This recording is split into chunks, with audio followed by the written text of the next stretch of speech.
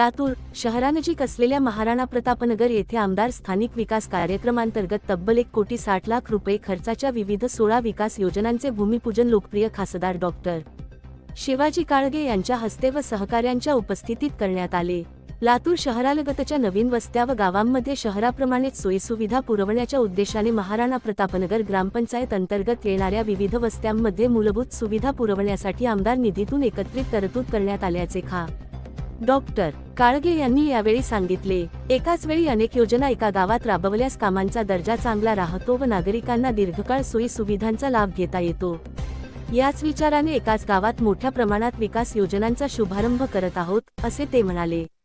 शहरानजीकच्या नवीन वस्त्या महापालिका हद्दीत नसल्याने तिथे महापालिका योजना राबवू शकत नाही, तर ग्रामपंचायतीकडे पुरेसा निधी नसतो। त्यामुळे झालर क्षेत्रातील नागरिक सुविधांपासून वंचित राहतात। या नागरिकांना सर्व सुविधा पुरवण्याचे आश्वासन दिले होते व त्यानुसार दुर्लक्षित होत असलेल्या सर्व योजना राबवल्या जातील, अशी ग्वाही डॉक्टर काळगे यांनी दिली। शहरानजीकच्या गावांतील पाणी पुरवठा व इतर योजना प्राधान्याने पूर्ण केल्या जातील। दर्जेदार रस्त्यांनी गावे जोडली जातील, सिटी बस व इतर सुविधा पुरवल्या जातील। लातूर शहर व जिल्ह्यात शांतता, सुरक्षितता आणि सामाजिक सलोखा कायम राखून विकास प्रक्रिया गतिमान ठेवली जाईल, असेही त्यांनी नमूद केले। Like it. Never miss a